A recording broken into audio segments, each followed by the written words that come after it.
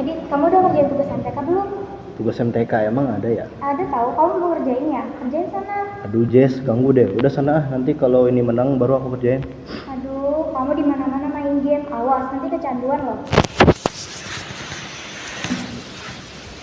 Nah, berikut merupakan contoh dari kasus kecanduan game oleh pelajar yang dapat menurunkan prestasi, di mana kasus tersebut yang akan menjadi topik pembahasan kita pada kali ini. Perkenalkan, nama saya Naura Azhar Maulida dari absen 25 dan teman Saya Ika Raditya Uda dari absen 8. Saya Radit Eka Ramdhani dari absen 29. Dan saya Jessica Fira Ardita dari absen 10. Nah, sebelum beranjak lebih jauh, kita harus tahu apa itu kecanduan. Jadi, kecanduan itu merupakan suatu kondisi di mana seseorang memiliki keinginan yang sangat kuat terhadap sesuatu, sehingga sulit untuk mengendalikan dirinya. Akibatnya, seseorang menjadi cenderung lebih mengutamakan hal-hal yang disukainya dan mengabaikan kewajibannya. Nah, kecanduan ini sering kita temukan terutama di kalangan remaja saat ini, yaitu kecanduan game online. Hal ini jika tidak ditangani dengan baik, maka akan berdampak pada prestasi belajar, kesehatan fisik, kesehatan mental, maupun hubungan sosial.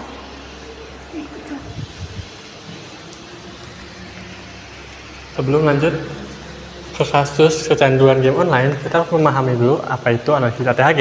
Analisis ATHG merupakan metode yang digunakan untuk mengidentifikasi faktor yang dapat mempengaruhi suatu permasalahan. ATHG sendiri merupakan sesingkatan dari ancaman, tantangan, hambatan, dan gangguan.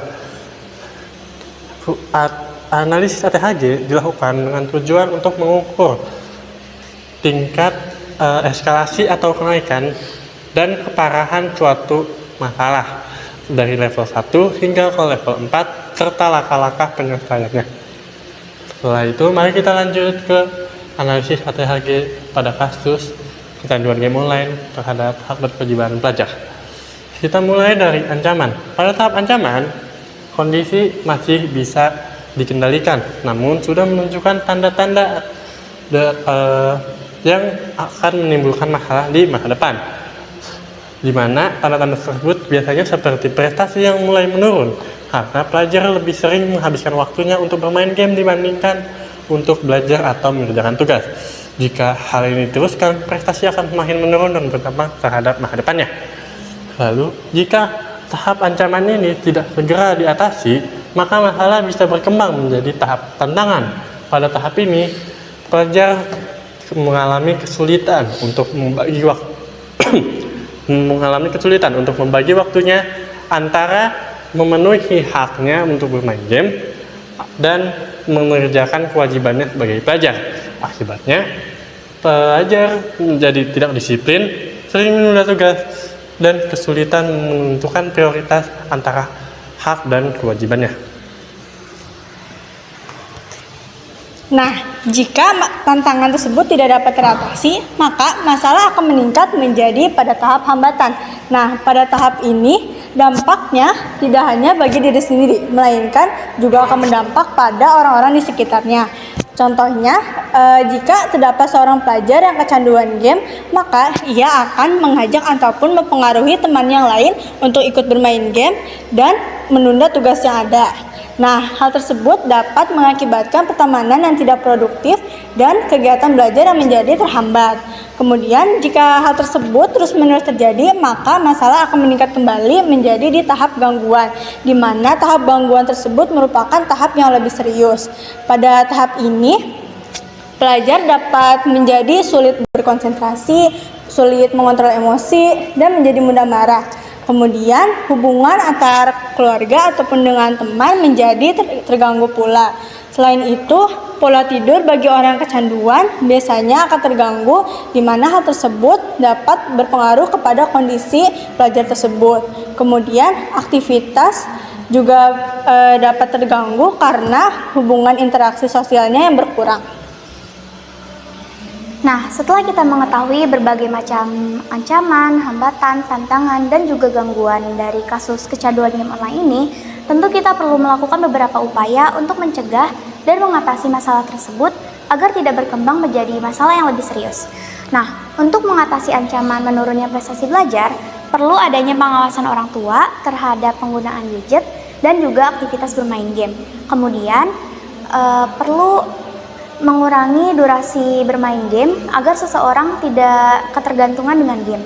Kemudian membuat jadwal belajar yang baik juga dapat memudahkan seseorang untuk mengatur waktu antara belajar dan bermain agar lebih seimbang, sehingga kewajiban sebagai pelajar tetap dapat dijalankan dengan baik.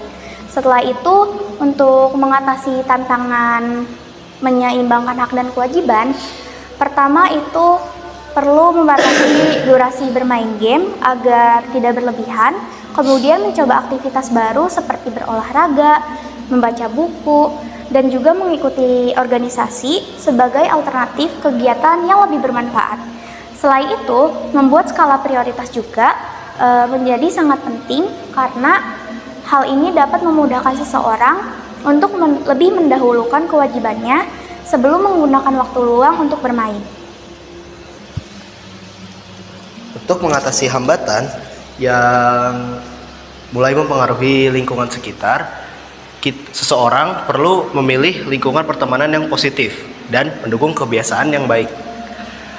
Kita juga harus teman-teman saling mengingatkan sesama teman untuk agar tidak menunda tugas dan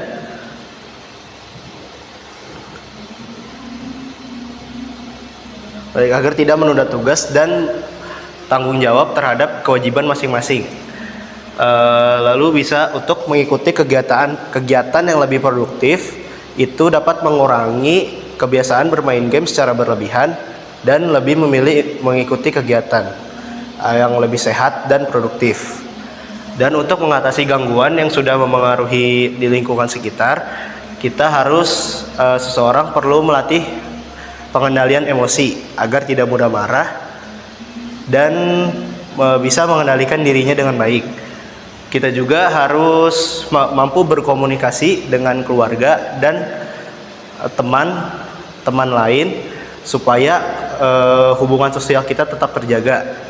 Dan kita juga harus menjaga pola tidur dan keseimbangan aktivitas sehari-hari supaya kesehatan fisik dan mental kita tetap terjaga dan